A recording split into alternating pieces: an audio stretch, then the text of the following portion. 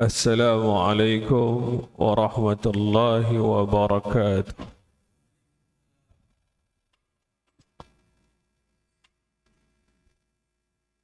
لا إله إلا الله العظيم الحليم، لا إله إلا الله رب العرش العظيم، لا إله إلا الله رب السماوات ورب الأرض ورب العرش الكريم. أنت الغني ونحن الفقراء إليك، أنت ولينا في الدنيا والآخرة، توفنا مسلما وألحقنا بالصالحين. اللهم إنا نسألك الهدى والتقى والعفاف والغنى. يا أيها الذين آمنوا اتقوا الله حق تقاته ولا تموتن إلا وأنتم مسلمون. اللهم صل على محمد وعلى آل محمد كما صليت على إبراهيم وعلى آل إبراهيم إنك حميد مجيد. أما بعد. Pada kali ini kita dengan tema takwa sesempurna nikmat kemerdekaan, sesuai dengan bulannya Agustus, di mana kita ketahui bahwasanya beliau sallallahu alaihi wasallam adalah mengikuti sebanyak 27 kali peperangan di dalam kehidupan beliau sallallahu alaihi wasallam. Kemudian hanya 2 kali saja beliau mengalami kekalahan. Dari 27 peperangan, hanya 2 kali beliau mengalami kekalahan.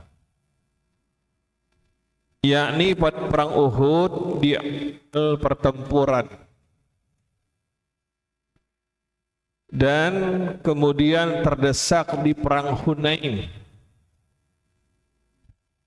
sebelum akhirnya beliau mendapatkan kemenangan. Jadi di awal perang Hunain beliau terdesak, dan kemudian pada akhirnya beliau memperoleh kemenangan.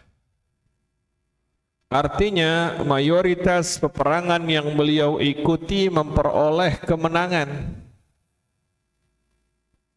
Tetapi kita tidak mendapati satu ayat pun dan satu hadis sahih pun yang menunjukkan bahwa Allah Ta'ala dan Rasulullah Sallallahu Alaihi Wasallam mensyariatkan perayaan terhadap 25 hari kemenangan di dalam peperangan tersebut. Tidak ada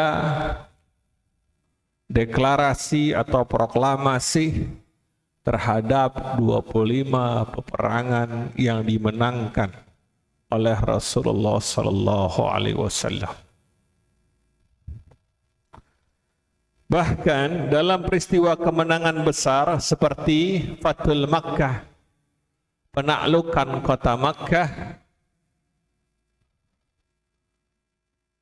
di mana beliau sallallahu alaihi wasallam dengan pasukan 10.000 orang mendatangi kota Makkah untuk mengambil kembali kekuasaan yang diambil secara zalim oleh orang-orang kafir Quraisy.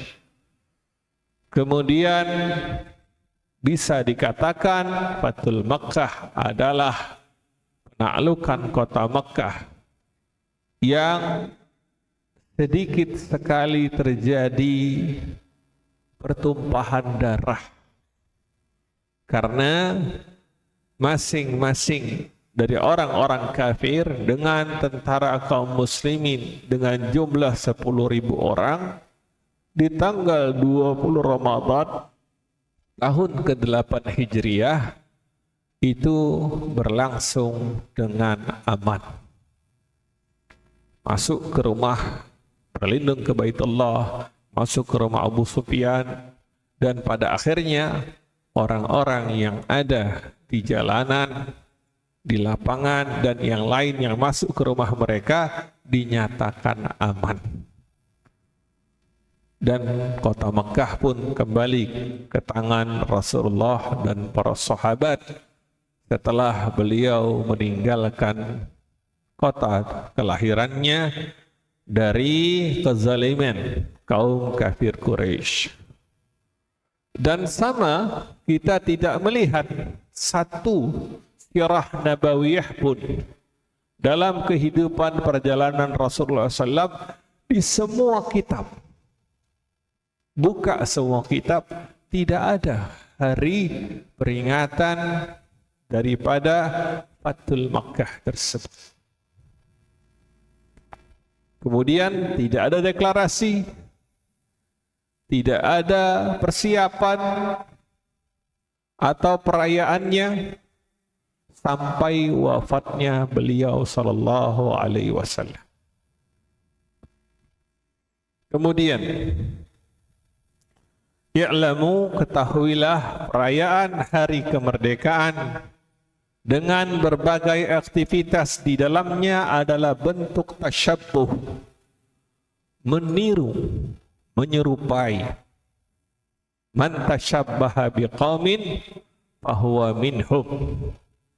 Siapa yang menyerupai suatu kaum, maka mereka itu sama. Dalam hal ini, maka yang ditiru daripada hari kemerdekaan dan peringatannya adalah dari negara asalnya Amerika Serikat.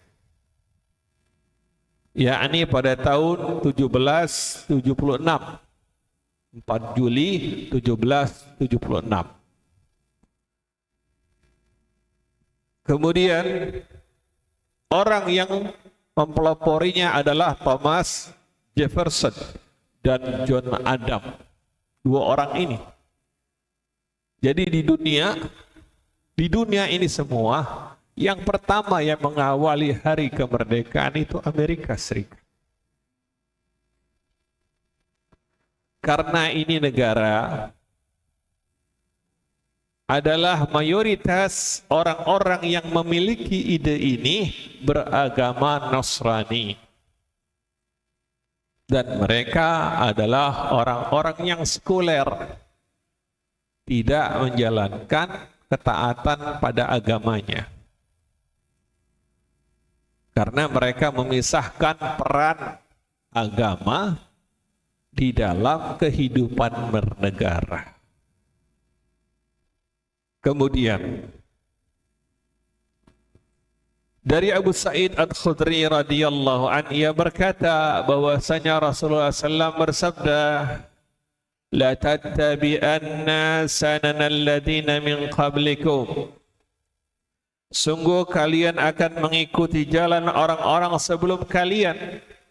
Jadi semua kemerdekaan yang ada di atas muka dunia itu mengikuti negara Amerika, bertasabuh dengan negara Amerika, bertasabuh dengan pola dan pemikiran orang-orang Nasrani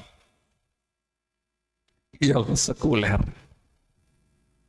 Maka di dalam ayat yang masyhur dikatakan, walan tarda ankal yahudu walan nasara hatta tattabi'a millatahum. Kalian akan mengikuti jalan orang-orang sebelum kalian. Kemudian siapa mereka? Yahudi dan Nasrani. Maknanya semuanya akan kita ikuti dari cara mereka hidup, berpakaian mereka, penampilan kita, itu berkiblat ke mereka. Tidak berkiblat kepada Al-Quran dan Al-Hadis yang sahih. Hal ini dijelaskan dalam hadis selanjutnya. Shibran bi shibrin, sejengkal demi sejengkal. Kalian akan mengikuti orang-orang itu, orang-orang Yahudi dan Nasrani, sejengkal demi sejengkal. Maksudnya sedikit demi sedikit. Jengkal yang dimaksud adalah sedikit demi sedikit. Alasannya apa? Kan cuma sedikit, nggak banyak. Makanya kemudian mereka berdasi, kita pun pakai dasi. Dasi itu budaya mereka. Kemudian kita pun pakai dasi. Dari anak TK, PAUD mungkin juga pakai dasi. Sampai sarjana pakai dasi. Itu budaya mereka. Mereka isbal, menjulurkan pakaian sampai di bawah mata kaki. Kita pun ikut mereka. Jadi penampilan kita ini ikut mereka. Kemudian mereka memelihara kumis. Kemudian memotong jenggot. Maka kita melihat di kantor-kantor kita, PNS dan yang lainnya, banyakan yang motong jenggot ketimbang yang motong kumis. Betul atau enggak? Polisi kita ada yang berjenggot enggak? Tentara kita ada yang berjenggot enggak? Hah? Tentara kita ada yang berjenggot enggak? Nah, ikut siapa? Yahudi dan Nasrani. Sementara beliau bersabda, dalam sabdanya adalah qassus sawarib wa aful liha khaliful musyrikin. Pangkas kumis, panjangkan jenggot, berbeda dengan orang musyrik. Hadis sahih. Ini malah panjangin kumis, pangkas jenggot. Ikut orang musyrik.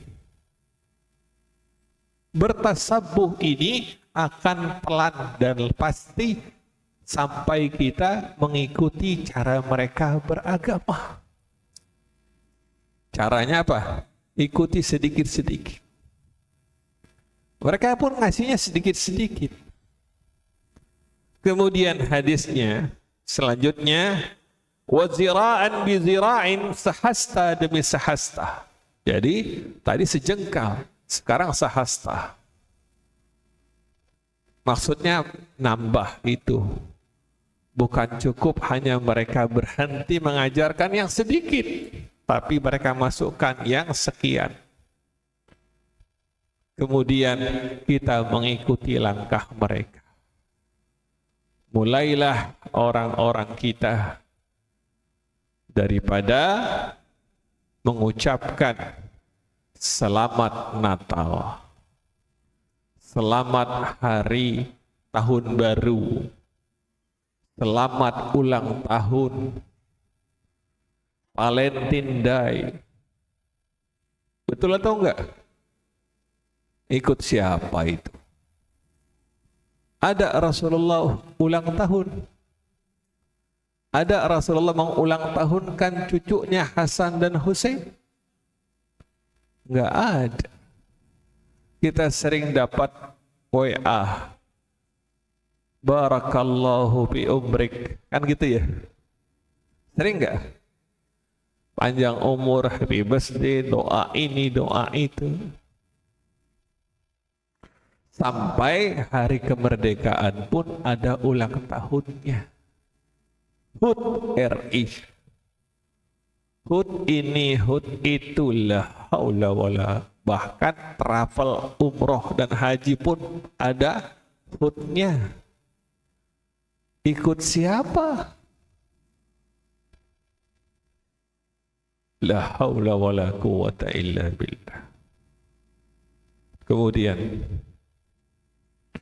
hatta law dakhalu fi dhuhri dhabbin lataba'tumuhum. Jika orang-orang itu kalian ikuti itu masuk ke lubang dhab, yakni lubang yang sempit, pasti kalian pun akan mengikutinya. Maksud daripada hadis ini adalah kita mengikuti mereka dalam segala hal. Nggak peduli menerjang hukum Allah, meletakkan Al-Quran di belakang punggung kita, mencampakkan hadis Nabi SAW. Kita menyelenggarakan kehidupan bernegara. Di dalam kehidupan tersebut dijalankanlah hukum-hukum yang bertentangan dengan kitab Allah, dengan sunnah Rasulullah SAW. Terjadilah kerusakan karena kita mengadopsi hukum orang-orang Yahudi dan Nasrani. Masuklah undang-undang perdata, undang-undang pidana di dalam perangkat hukum negara Republik Indonesia. Begitu tabunya Al-Quran itu, yang dibaca Ramadan, di malam Lailatul Qadar, diulang berkali-kali. Quran laksana, Quran yang dibaca.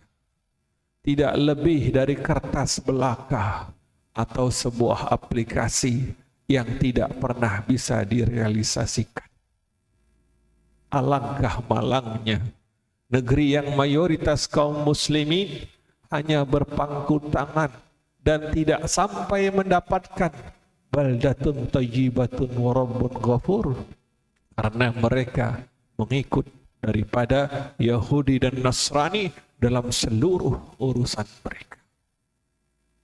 Hingga pada akhirnya terjadilah fitnah di dalam falyahzaril ladina yukhalifuna an amrihim an tusibannahum fitnah aw yusibannahum adzabun alim. Hendaklah takut orang-orang yang menyelisih Allah dan Rasulnya ditimpa dengan fitnah. Apa itu fitnah? Kekacauan di dalam kehidupan itu. Kemudian apa itu azab? Yakni bala dan musibah yang datang tidak berhenti. Gempa, gunung meletus, banjir bandang, kekeringan di mana-mana. Itu adalah buah dari menyelisihi dan mengikuti daripada Yahudi dan Nasrani. Bukan perkara yang sepele. Kemudian, para pendiri Amerika Serikat adalah kaum sekuler yang mengharamkan nilai agama dalam penyelenggaraan negara. Agama hanya sebatas simbol. Yang penting di KTP tulisannya Islam. Sekalipun dia korupsi. Yang penting di KTP Islam, sekalipun menikah dengan berzinah terlebih dahulu. Berapa banyak anak gadis kita dan anak perjaka kita yang mereka menjalin hubungan di luar nikah, kemudian mereka hamil sebelum pernikahan. Dan orang tuanya malah bangga dengan mengatakan anak saya sudah memiliki pacar. Dibonceng ke kanan ke kiri, lebih lengket dari perangku. Coba kalau orang sudah nikah, boncengannya begitu enggak? Enggak bakal. Kalau suami istri boncengannya seperti itu enggak? Enggak, jauh-jauhan. Nah itu terjadilah anak-anak yang dilahirkan dengan nasab ibunya, bukan nasab ayahnya. Orang yang lahir di luar hubungannya sudah berlangsung sebelum akadnya, maka nasabnya pada ibunya. Jika ayahnya meninggal, maka dia tidak berhak mewarisi harta ayahnya. Jika akan menikah, yang perempuan walinya wali hakim, bukan ayah daripada ayah biologis yang menghamili ibunya. Hukum pun akhirnya jungkir balik karena meninggalkan hukum Allah. Siapa yang menghembuskannya, yang mengajarkan free-sex dan pergaulan bebas? Yahudi dan Nasrani. Tidak ada batasnya laki-laki dan perempuan. Silahkan. Bahkan mereka menyuruh orang-orang wanita mereka untuk membuka aurat mereka. Yang sebagaimana hari ini kita saksikan di berbagai YouTube. Daripada aksi pornografi yang mudah dikonsumsi oleh anak-anak atau bahkan orang dewasa, sehingga mereka terjerumus pada zinah mata. Zinatul aini nadhar. Zinahnya mata adalah dengan memandang yang Allah haramkan. Mata ini bisa berzina. Zina kemaluan dimulai dari zinah mata. Siapa yang tidak mampu menahan matanya, maka niscaya dia akan sampai pada zina kemaluan. Kemudian setelah perayaan kemerdekaan, mereka yang dicontohkan oleh Amerika pada tahun 1777 dengan dentuman meriam, dengan kembang api, dengan pawai. Hari ini kita mengikuti pawai di jalan, membawa bendera, membawa sepeda, sepeda motor dan yang lain. Dan semua ini adalah bertasabuh, bercampur baur laki-laki dengan perempuan. Ikhtilat, ini adalah hal yang diharamkan dalam agama kita. Nggak boleh dilihat kehidupan kaum muslimin yang sebenarnya adalah adanya di masjid. Masjid memisahkan shaf wanita dengan shaf laki-laki agar tidak terjadi fitnah yang menjatuhkan agama seseorang sehingga dia bermaksiat kepada Allah. Dalam pawai campur baur tidak laki-laki perempuan. Campur baur tidak. Campur baur. Yang wanita berhias, bertabarruj. Sementara Allah berfirman, wala tabarrujna tabarrujal jahiliyatil ula. Janganlah kalian berhias sebagaimana berhiasnya wanita jahiliyah. Wanita memakai lipstik, memakai parfum, dia keluar dalam pawainya, kanan kirinya laki-laki yang bukan mahramnya. Di mana muruah dan kehormatannya? Allah musta'an. Hanya kepada Allah kita memohon pertolongan. Seakan-akan mata kita buta dengan segala kemaksiatan yang tersebar. Semakin dekat hari kemerdekaan itu dan berlangsungnya hari kemerdekaan dan peringatan itu, kita melihat kemaksiatan di depan mata kita. Ketahuilah, kemerdekaan itu nikmat dari Allah Jalla wa'ala. Nikmat yang besar ketika kita lepas dari musuh. Kemudian kita tidak menyikapinya sebagaimana Rasulullah dan para sahabat. Dalam 25 kali peperangan, para sahabat yang dipandu oleh Rasulullah SAW, syariat turun kepada mereka. Dan mereka istiqomah dengan syariat itu. Mereka gigit dengan gigi geraham mereka. Mereka bertakwa kepada Allah dengan kemenangan yang mereka peroleh. Sehingga hari ini Islam itu sampai di tangan kita. Allah Ustaz.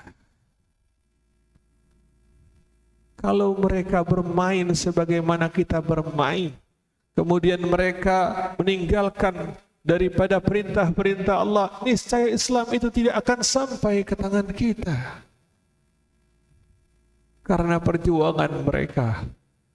Dan peristiwa semua yang mereka alami dalam peperangan adalah peristiwa yang besar, melebihi dari peperangan apapun dan kemerdekaan apapun yang pernah diproklamasikan di negara manapun. Tapi mereka mensikapinya dengan bersyukur kepada Allah, sehingga Allah menambah nikmat kemenangan yang ada pada Rasulullah dan para sahabat. La in syakartum la azidannakum. Maka sungguh jika kalian bersyukur, Allah tambah. Wala in kafartum inna azaballahi syadid. Sekiranya kalian ingkar, azab Allah sangat pedih. Maka kita melihat bahwasanya kemudian orang-orang Amerika di tahun 1777 merayakan peringatan itu pun dengan berdoa. Namun sebagaimana yang hari ini orang-orang berdoa di hari kemerdekaan dan dalam peringatan, tapi doa yang hanya sebatas lisan. Doa yang hanya sebatas lisan. Kemudian setelahnya berbagai bentuk kemaksiatan justru menghiasi perayaan hari kemerdekaan. Dari musik dan nyanyian dengan biduan yang setengah telanjang. Saya lewat di daerah Basura. Tahu Mall Basura? Saya lewat di situ. Waktu hari sehari menjelang 17 Agustus. Ada musik di sana ternyata. Dan penyanyinya biduan dengan setengah telanjang. Laki perempuan joget di atas panggung. Ada yang pakai topi. Ada yang pakai topi haji. Joget sama biduan. Na'udzubillah summa na'udzubillah. Ini cara kita mensyukuri kenikmatan kemerdekaan itu. Ada yang joget laki perempuan pakai jeruk. Ada yang joget laki perempuan pakai balon. Perlombaannya demikian. Ada yang laki-laki perlombaan bola pakai daster. Tarik tambang pakai daster. La haula wala quwata illa billah. Kemudian perlombaan anak-anak yang uangnya dipungut dengan cara mengkolek, mengambil dari orang tua mereka, meminta sumbangan. Kemudian anak-anak mereka ditanya, mau ikut lomba apa? Padahal semua perlombaan yang orang tuanya ikut mendanainya, termasuk qimar, perjudian. Sama kapasitasnya seperti kita naruh uang di tengah, habis itu main gaplek. Kemudian kita menang, kita tarik ke duit. Sama, kita kumpulkan uang di Pak RT yang minta. Kemudian anak kita menang, dia bawa pulang tuh hadiah. Itulah berjudi. Sudah berapa lama berlangsung hal yang seperti itu? Menyikapi kemerdekaan dengan perlombaan yang uangnya dipungut dari anggota. Apa bedanya dengan perjudian? Sama sekali tidak ada bedanya. Main catur. Main catur ini diharamkan. Bentuk tasabuh dan mengandung makna perjudian di dalamnya. Kemudian anak-anak disuruh berlomba makan kerupuk dengan berdiri, kepalanya menengadah ke atas. La haula wala quwwata illa. Inikah adab di dalam Islam? Apakah kita sudah mengajarkan kepada anak kita bagaimana cara makan yang baik? Ya ghulam, beliau bersabda, wahai anak, qul biyaminika, makan dengan tangan kananmu. Wa qul bimayalika, makan dengan yang dekat di hadapan. Beliau mengajarkan itu kepada seorang anak. Ini makan tangannya enggak boleh, makan dengan mulut. Itu tasabuh dengan binatang. Binatang makan enggak pakai tangan. kambing, kerbau, ayam. Kita ajarkan anak-anak kita semacam itu.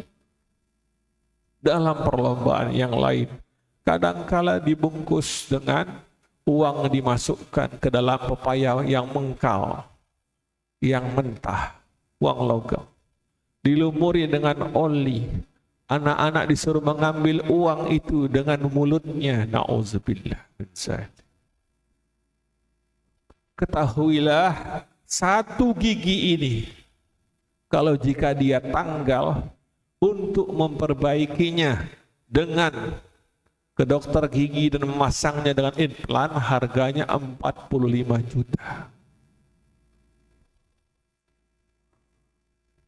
Allah Ustaz.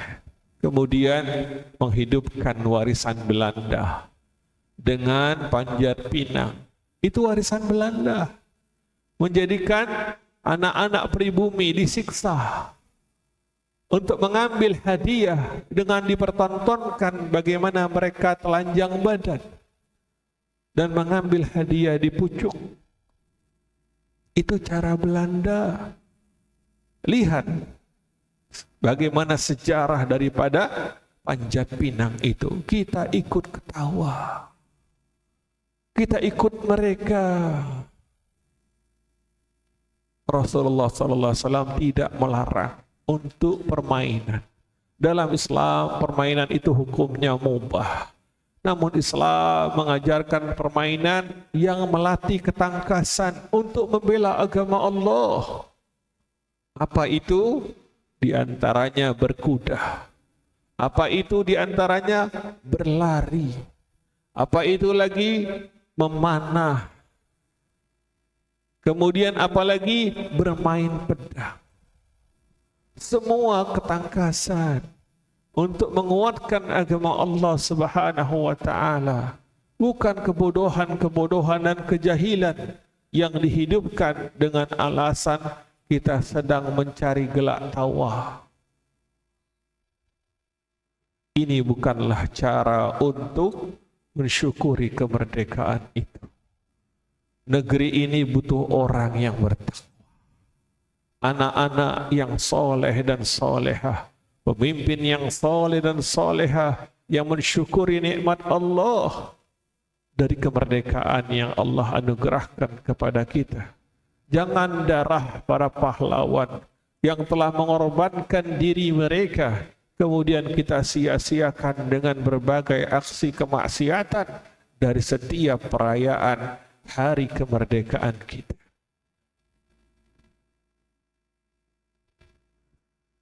Jamaah sekalian, kemudian bahwasanya di dalam 25 kali kemenangan yang diperoleh Rasulullah SAW, bahwasanya beliau menjadikan kemenangan itu jalan untuk bertakwa kepada Allah Subhanahu wa taala.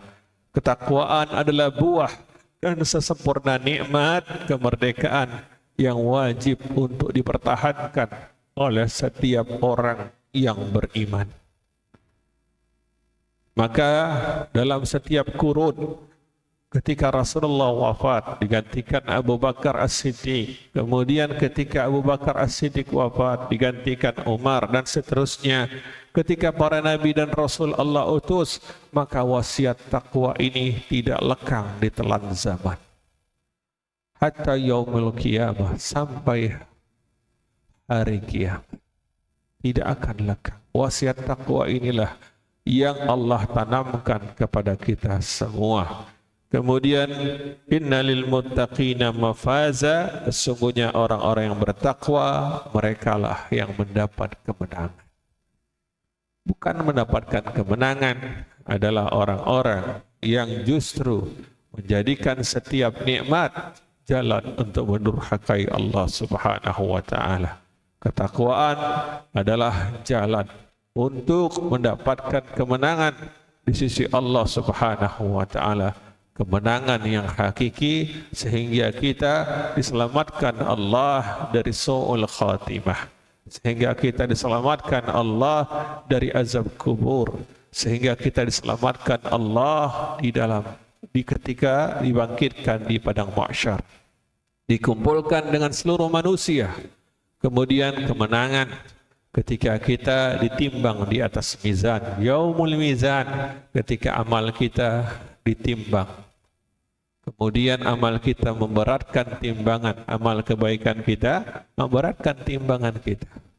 Kemenangan adalah ketika seseorang berjalan di atas sirat dan Allah memudahkan baginya sehingga dia diselamatkan.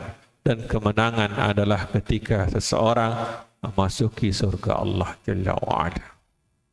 Maka inilah kemenangan yang sesungguhnya, yakni dengan bertakwa kepada Allah, dengan mensyukuri semua nikmat yang Allah berikan kepada kita, kemerdekaan dan yang lainnya, dengan bersyukur kepada Allah Jalla wa'ala.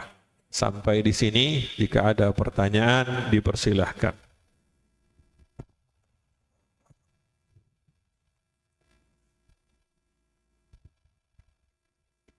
Silakan jika ada yang bertanya.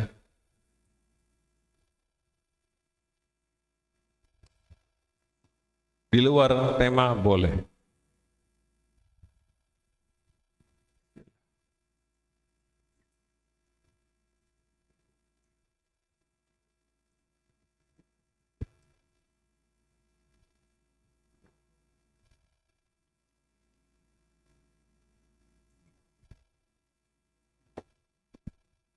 Siapa yang akan bertanya? Falyatafaddal, silakan.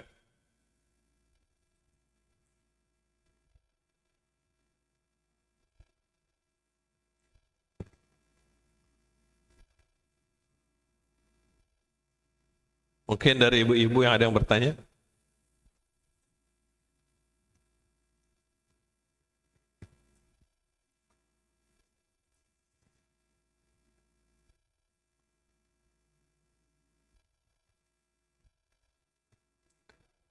Ya, silakan. Assalamualaikum warahmatullahi wabarakatuh. Waalaikumsalam warahmatullahi wabarakatuh. Bagaimana Ustadz kejadian sama ASN yang sekarang masih mengikuti setiap ada kegiatan di tempat kerjanya Ustadz? Gimana itu Ustadz? ASN. Iya benar Ustadz. Mengikuti upacara yang 17-an ini Ustadz. Mereka diwajibkan untuk mengikuti itu Ustadz. Iya. Gimana itu hukumnya Ustadz? Makasih. Iya. Upacara, perayaan dan yang lainnya memang tidak ada di dalam Al-Quran dan di dalam Al-Hadis beliau sallallahu alaihi wasallam. Namun dalam masalah ini termasuk juga pelajar, kemudian mereka diwajibkan oleh negara untuk datang, kemudian upacara ini dengan menyanyikan lagu, kemudian menghormati bendera. Semua ini ada unsur di dalamnya bersikap daripada menyelisih Al-Quran dan menyelisih sunnah Nabi SAW. Beliau memiliki bendera, namun bendera itu tidak dinyanyikan. Beliau SAW perang bawa bendera, namun tidak pula dikibarkan. Apa namanya? Dikerek gitu ya? Dikibarkan di tiang kemudian dihormati, tidak. Bendera itu fungsinya adalah sebagai maksud daripada di dalam Islam, bentuk daripada membedakan kita pertama dengan musuh. Dengan bendera itu, dengan simbol yang ada di bendera. Yang kedua, bendera itu menandakan daripada dimulainya perang dan berakhirnya perang. Yang ketiga, bendera itu dipertahankan. Maka ketika dalam perang Mu'tah, para sahabat satu demi satu mempertahankan. Ketika jatuh diambil lagi. Seperti itu. Bukan dihormati dengan tujuan ibadah, bukan. Hari ini dihormati bersikap ghulu, berlebih-lebihan. Dihormati dengan tangan terbentang begini, atau orang-orang komunis seperti ini. Ini semua bentuk daripada tasabuh dan sikap ghulu terhadap benda. Yang dikhawatirkan kalau meyakini ada bendera pusaka, kemudian bendera pusaka ini memiliki barokah, maka bisa jatuh pada kesyirikan. Lebih bahaya lagi, Maka sebaiknya yang dilakukan bendera merah putih seperti yang ada di hadapan kita ini bagus. Gak bermasalah. Namun sebaiknya kita memperlakukan sebagaimana sunnah. Bendera kita ada, namun tidak perlu dihormati dengan isyarat yang diberikan dan dicontohkan oleh kaum Yahudi dan Nasrani. Benderanya boleh, gak masalah. Kemudian nyanyian ini pun termasuk bagian daripada budayanya orang-orang Nasrani. Sebagaimana di tempat-tempat ibadah mereka, mereka bernyanyi. Dan kita bernyanyi mengikuti mereka. Makanya lagu Indonesia Raya itu ditulis dan dikarang, kemudian dinyanyikan bersama-sama. Apakah kemudian orang yang menyanyikan, termasuk kita, menjadikan negara kita itu bentuk bertakwa kepada Allah dengan bernyanyi? Apakah bisa dengan bernyanyi itu kita bertakwa kepada Allah? Tidak bisa. Justru sebaliknya, bernyanyi itu lawan daripada mengaji. Kalau kita punya bendera kita jangan sampai jatuh. Maksudnya di tangan musuh. Kemudian bendera kita tidak ditegakkan atau dikibarkan. Di rumah-rumah dipasang tidak bermasalah. Namun jangan ikuti Nasrani dengan bernyanyi. Semua bentuk nyanyian, apalagi diiringi musik, masuklah pada tanda asratus sa'ah, tanda kiamat. Beliau mengatakan di dalam hadis beliau, sayakunu fi akhir ummati yastahiluna al-hira wal harira wal khamra wal ma'azib. Akan tiba satu masa dari umatku akan menghalalkan daripada kemaluan, zina, akan menghalalkan sutra bagi laki-laki dan menghalalkan musik. Anak-anak diajarkan pianika, diajarkan meniup suling dari SD. Kemudian mereka menyanyikan lagu kebangsaan. Apakah kemudian mereka cinta dengan bangsanya? Tidak.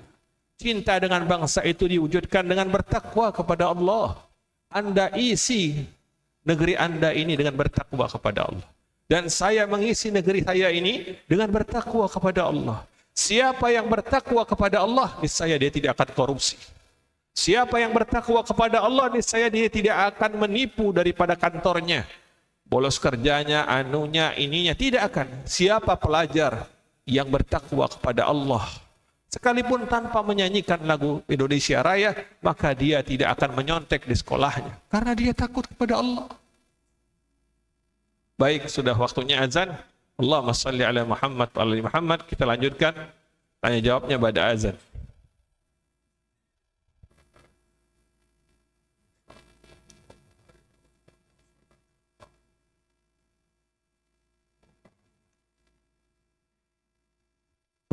Allah Allah Rabbi la usyriku bihi syai'an. Allah Allah Rabbi la nusyriku bihi syai'an. La ilaha illallahul azimul halim. La ilaha illallah rabbul arsil azim. La ilaha illallah rabbus samawati wa rabbul ardi wa rabbul arsil karim. Wa ba'd. Kita lanjutkan pertanyaan berikutnya. Silakan. Waalaikumsalam warahmatullahi wabarakatuh.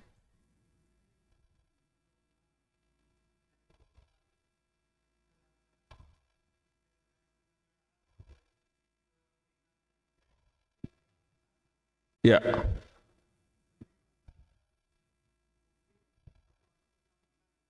Bukti hubbul watan minal iman. Baik. Baik. Doa bersama masuk pada penyimpangan dalam masalah akidah. Ada orang Islam, ada orang Nasrani, Hindu, Buddha berdoa bersama. Mengapa termasuk penyimpangan dalam akidah masuk pada bab wihdatul adyan, campur baur agama. Wihdatul adyan, penyatuan agama.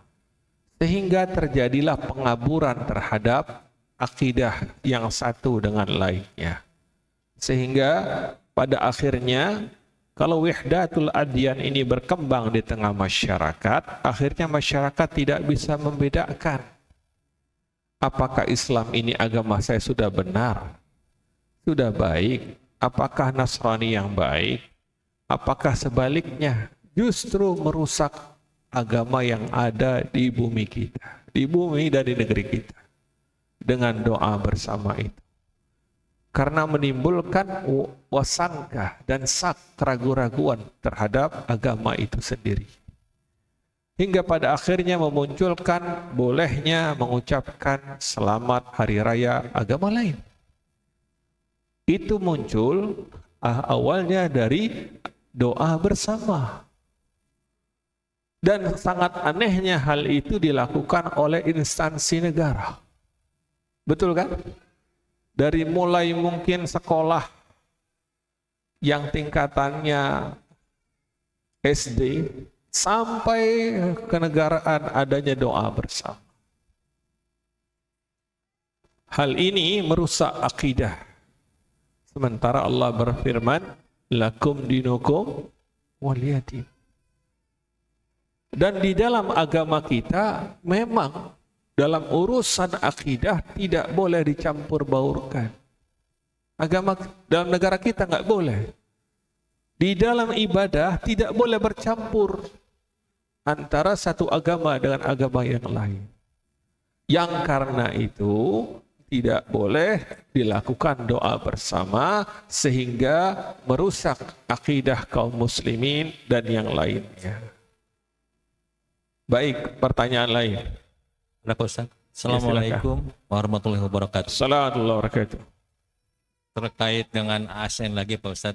Kita kan ada jam kerjanya ya, ke jam 8 sampai jam 12, terus istirahat, masuk lagi. Nah, di antara pukul 8 sampai dengan siang, apakah kita diperkenankan untuk melaksanakan ibadah misalnya sholat duha Pak Ustaz? Coba enggak jelas pertanyaannya nih, terlalu kecil suaranya.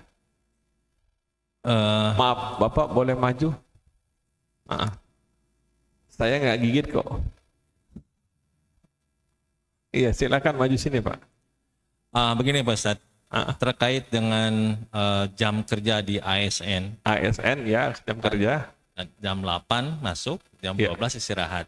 Apakah diperkenankan di antara jam itu kita melaksanakan ibadah sholat duha misalnya? Sholat duha, iya. Jadi apakah memang mencari waktunya di antara itu kan kita terikat jam kerja tadi Pak Ustaz. Baik. Sholat duha ketika kita bekerja, maka kita melihat kedudukan keduanya secara hukum.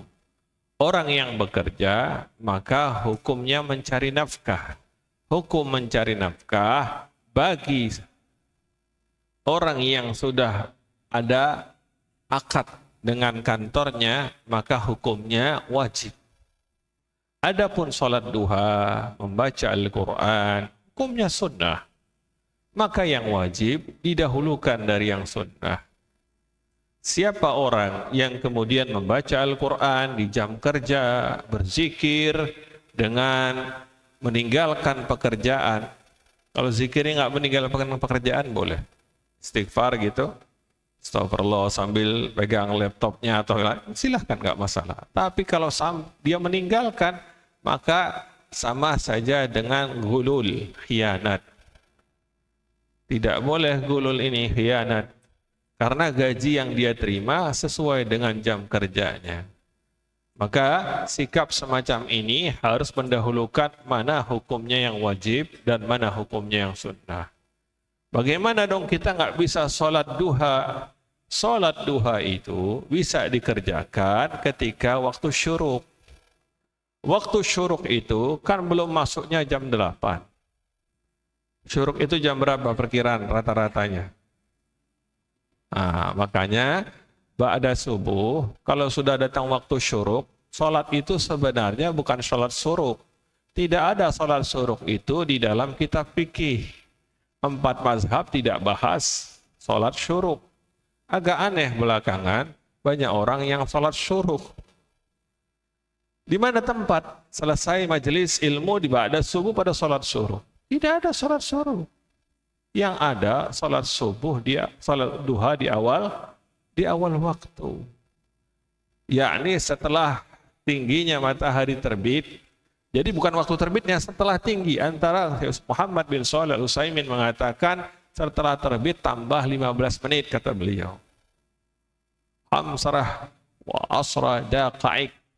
Jadi 15 menit tambahannya. Setelah terbit, sholatlah duha 2 rakaat. Jangan sholat ketika jam kerja. Hukumnya ghulul khianat. Ada pertanyaan lain? Ya, silakan.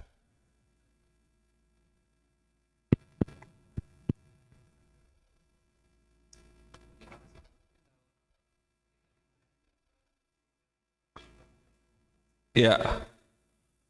Ketika hari kemerdekaan, kemudian ada perlombaan, kemudian kita ikut memberikan sumbangan, kemudian anak kita ikut perlombaan, gimana hukumnya?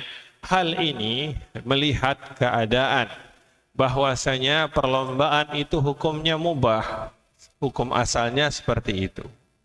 Namun dilihat jenis perlombaannya, kalau makan kerupuk, gundu, kemudian ada di sendok, kemudian memasukkan pensil ke botol, ini perlombaan semuanya kejahilan dan kezaliman. Nah, panjat pinang, kemudian memakai baju wanita bagi laki-laki, ini bentuknya adalah keharaman yang tidak boleh diikuti. Kemudian sumbangan itu tidak boleh diperuntukkan bagi orang yang ikut perlombaan. Siapa yang menyumbang, maka anaknya tidak boleh ikut perlombaan. Dia sebagai posisinya sebagai donatur, sehingga tidak masuk kepada bentuk perjudian. Mana perlombaannya? Perlombaannya sebaiknya adalah berlari. Misalnya lari dari kampung sini, startnya cari jejak, misalnya seperti pramuka, itu perlombaannya semua bagus yang pramuka itu. Diganti perlombaannya lah, jangan makan kerupuk terus, kambung kita. Nggak ada teladannya. Kemudian perlombaan yang lainnya apa? Memanah.